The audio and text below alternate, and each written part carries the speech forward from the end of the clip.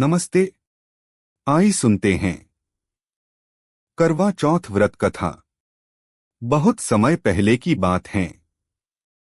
एक साहूकार के 7 बेटे और एक बेटी थी। बेटी का नाम वीरावती था। वह अपने भाइयों और माता पिता की सबसे लाडली थी। शादी के बाद जब पहला करवा चौथ आया तो वीरावती मायके में थी। उसने सुबह से व्रत रखा और पूरे दिन भूखी प्यासी रही। शाम होते होते उसे बहुत भूख और प्यास सताने लगी। वह बार बार बेहोश होने लगती। यह देखकर भाइयों को दया आ गई। वे अपनी बहन का दुख नहीं देख पाए और उसे खाने के लिए मजबूर करने लगे। लेकिन वीरावती बोली, मैं तो चांद को अर्घ्य देने के बाद ही व्रत तोड़ूंगी।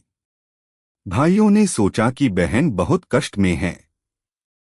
उन्होंने एक पेड़ पर छलनी और दीपक लगाकर ऐसा दिखाया जैसे चांद निकल आया है। दूर से देखने पर वीरावती को लगा कि सचमुच चांद निकल आया है। उसने उस कृत्रिम चांद को देखकर व्रत तोड़ दिया। जैसे ही उसने पहला टुकड़ा मुंह में डालती है तो उसे छींक आ जाती है।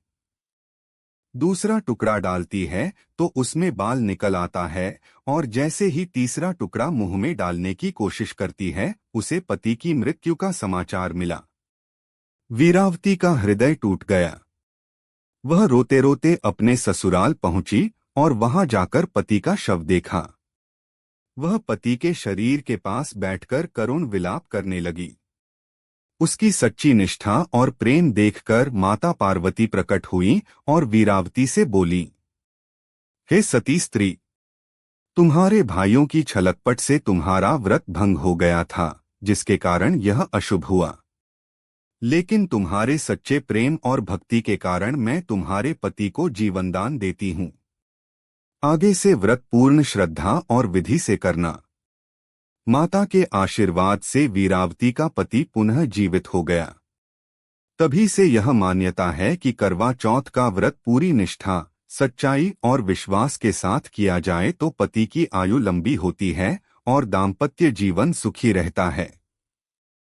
व्रत को छल या अधूरी निष्ठा से नहीं करना चाहिए।